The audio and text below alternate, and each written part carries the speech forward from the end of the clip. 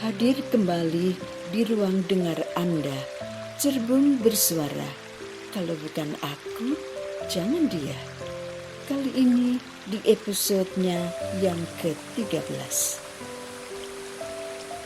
Cahaya mentari tak lagi cemberut. Ia mengepakkan cahayanya di segala penjuru. Tak lagi malas terlena di balik kabut awan tebal yang menutupinya dari seringai keayuan. Ia mau berbagi, setidaknya berbagi atas kemenangannya, menaklukkan dua hati untuk saling bertaut dalam cinta. Cinta yang penuh dengan ilusi kepalsuan. Ya, tak mengapa. Sepanjang mampu ditutupi dengan tarian eksotik di pelataran nuansa hati kedua manusia yang sedang terlena oleh kata magis yang disebut cinta. Indah memang. Ayo ikuti cerbung bersuara ini sampai tuntas dan Anda akan terhibur lewat celah suka duka dua anak manusia yang menjunjung tinggi hasrat cintanya. Tak mau berhenti hanya karena kerikil tajam menghadangnya. Selamat mendengarkan. Pendengar, bagaimana pendapat Anda tentang kisah cinta Tiran dan Menur? Menggemaskan ya? Ingin berpendapat? Silahkan. Mau mangkel? Monggo. Mau marah? Silahkan.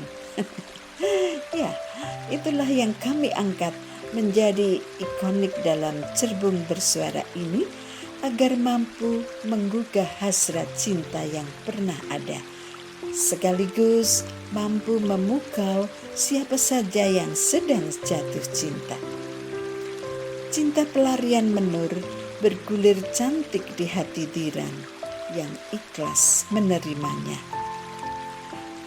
Sebelum mendengarkan cerbung bersuara ini, torehkan tanda cintamu untukku dengan memberi like, komen, dan menge-share video ini kemanapun Anda suka. Dan bagi Anda yang belum pernah subscribe di channel ini, klik tombol subscribe-nya ya. Thank you. Kang Tiran, lamarlah aku tanggal 7 bulan depan. Dan pernikahan kita juga diselenggarakan tanggal 7 bulan depan berikutnya. Apa harus begitu, Nur? Iya, Kang. Waktunya harus persis seperti itu. Memangnya kenapa? Ya, harus dilaksanakan sama seperti yang dilaksanakan di tempat Anggara. Loh, kok bisa? Mengapa harus sama dengan mereka? Keinginanku seperti itu, Kang. Tolonglah penuhi keinginanku yang satu ini ya. Tiran semakin tidak bisa memahami keinginan Menur. Tapi ia tidak bisa berbuat apa-apa. Kadang-kadang perkataan yang paling bijaksana adalah diam. Itu yang dilakukan Tiran. Menur sedang mengandung. Mungkin saja itu keinginan bayinya. Untuk apa harus diperdebatkan tentang tanggal? Tanggal 7 atau tanggal lainnya sama saja. Bulan ini atau bulan depan juga sama saja. Hati Tiran tawar-tawar saja. Aku tahu, Kang, kamu gak suka dengan keputusanku. Iya kan? Tapi tolong ya, Kang, turuti saja keinginanku. Selesai pernikahan berarti kandunganku sudah berumur 3 bulan. Kang Tiran tinggal menunggu 6 bulan lagi, lalu semuanya akan berakhir. Semuanya, Kang. Tidak ada lagi basa-basi. Tidak perlu bersandiwara dan hidupmu bakal kembali normal seperti semula.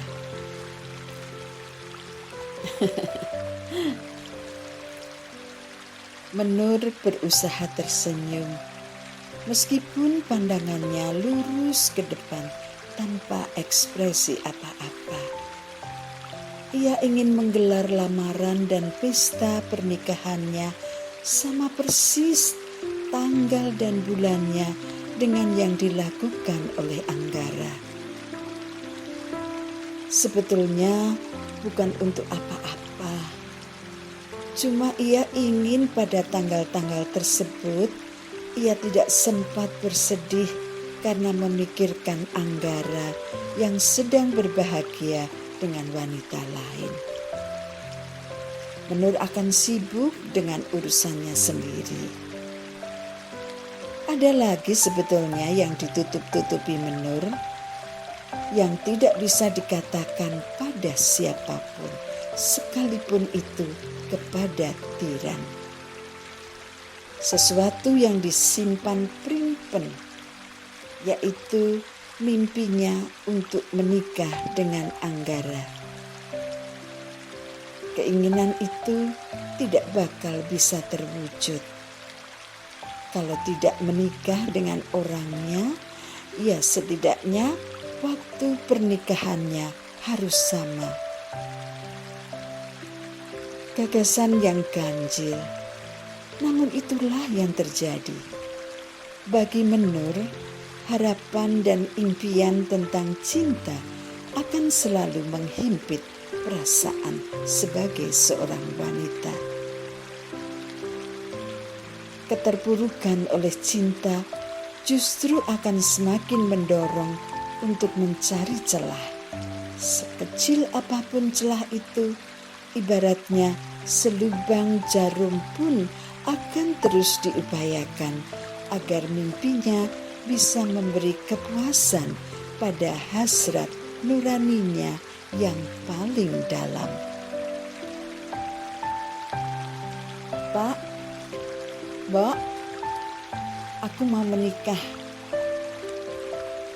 Lamarkan aku ya, Pak, besok tanggal 7. Pak Marto, bapaknya Tiran, malah tertawa menanggapi apa yang dikatakan anak laki-lakinya itu. Bicaramu tuh mbok ya gak usah ngelantur Toran.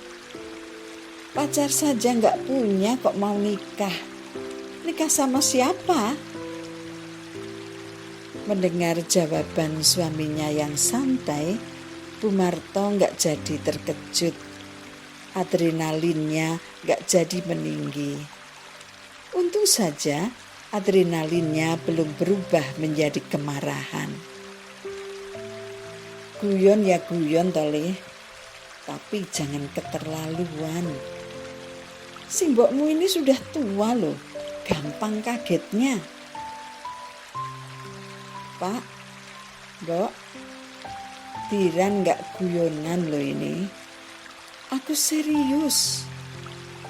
Bapak dan Simbok harus melamar calon istriku besok tanggal 7. Lalu menikahkan aku juga tanggal 7, tapi bulan berikutnya. Pak Marto dan Bu Marto saling berpandangan, bingung. Kalau ternyata ini beneran, lalu siapa calon anaknya ini? Lalu siapa yang harus Bapak Simbok lamar, Le? Menur, Pak. Pak Marto mengingat-ingat teman anaknya yang bernama Menur. Teman sekolahmu dulu itu? Ya, betul Pak, betul, dia. Apa selama ini kalian pacaran, Tole? Kok kok Simbok nggak tahu? Sudah sejak sekolah dulu aku naksir dia kok, Mbok. Begitu dia menjawab ya, aku nggak mau lama-lama pacaran. Nanti nggak keburu disambar orang. Yalah, kamu kok gitu Toran? Mbok iya, Simbok dan bapak ini dikenalkan dulu.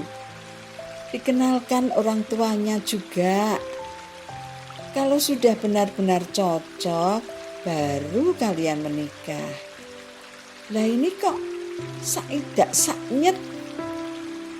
Kamu tahu kan, Le? Kita panen itu baru sekitar 3 bulan lagi. Tabungan bapak nggak bakal cukup untuk ragat. Diran tersenyum sambil mendekati Simboknya. Jangan khawatir, Mbok. Kami nikahnya nggak pakai rame-rame. Sampai heboh kayak orang-orang kok, Mbok. Yang penting kan resmi saja. Hus, kamu itu Ran, sembarangan saja kalau ngomong. Menur itu anak orang loh. Orang tuanya nggak bakal ikhlas kalau anaknya tidak diperlakukan dengan baik. Diran diam saja ketika bapaknya memberi pengertian seperti itu. Meskipun dalam hatinya ia menyangkal. Tidak pakai apa-apapun gak bakal ditolak.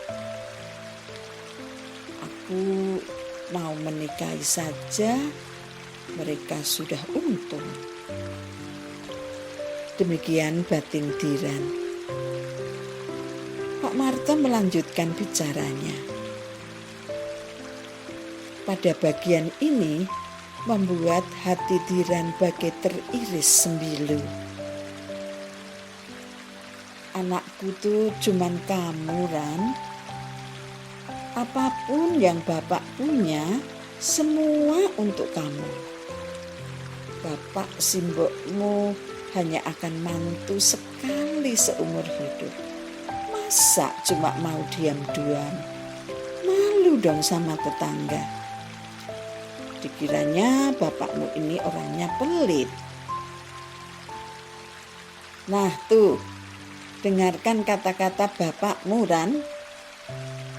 Kita harus lumrah orang. Ketika nanti melamar, ya harus membawa serah-serahan, paningset yang komplit. Pakaian sak pengadek, perhiasan, cincin, uang, dan ubor rampenya sebagai kelengkapannya. Pisang raja yang tua dan besar, jadah, wajik, dan banyak macamnya lagi. Nanti kita serahkan saja pada Pak Lekmu Mulyadi yang tahu tentang paningset ini.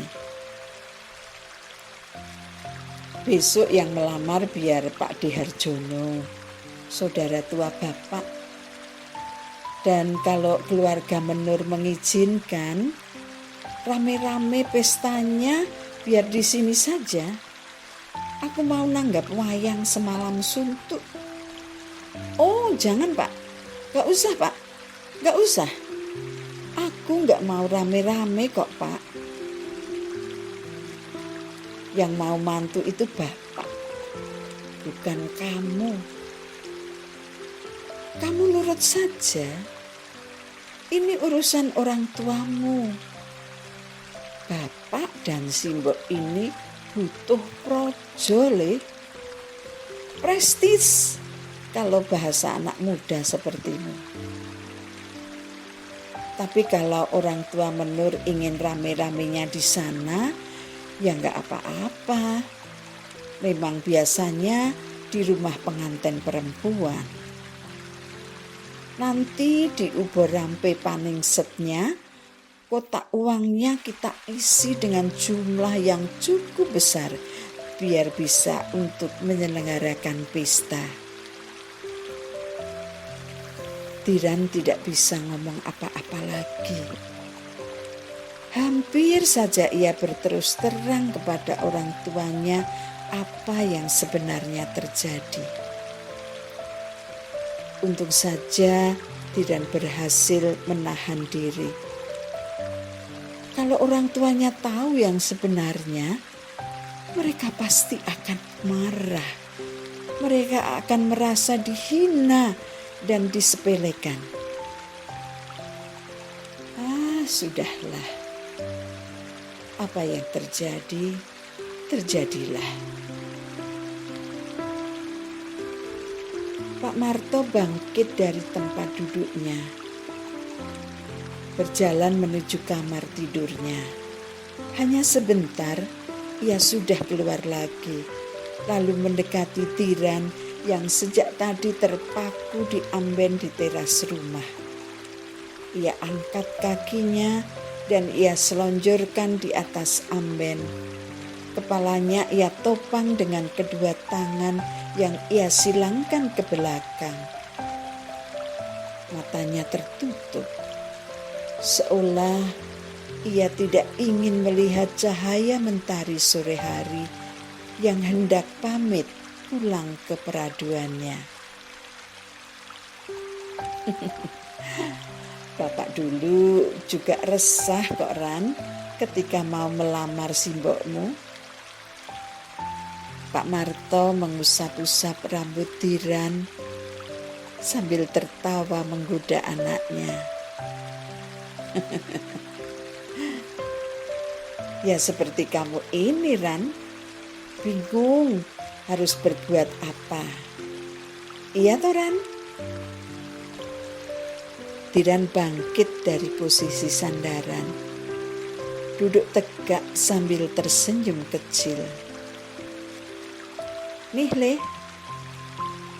terimalah uang ini. Belanjakan untuk semua keperluan untuk acara Paningset nanti. Pak Marto mengulurkan segepok uang kepada Tiran. Betapa bangganya Pak Marto bisa mengangkat derajat anaknya dengan nyembadani sebagai laki-laki yang hendak meminang kekasihnya.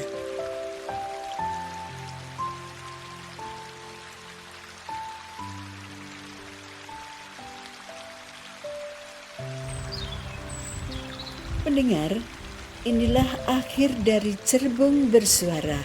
Kalau bukan aku, jangan dia. Episode yang ke-13. Semoga Anda terhibur dengan cerita yang kami sajikan ini.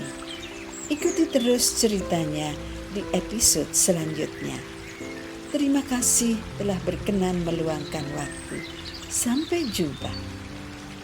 Terus jaga kesehatan dan tetap semangat menghadapi hidup dan kehidupan ini. Jangan lupa untuk selalu bahagia, karena kebahagiaan adalah milik kita dan dari kita sendiri. Tuhan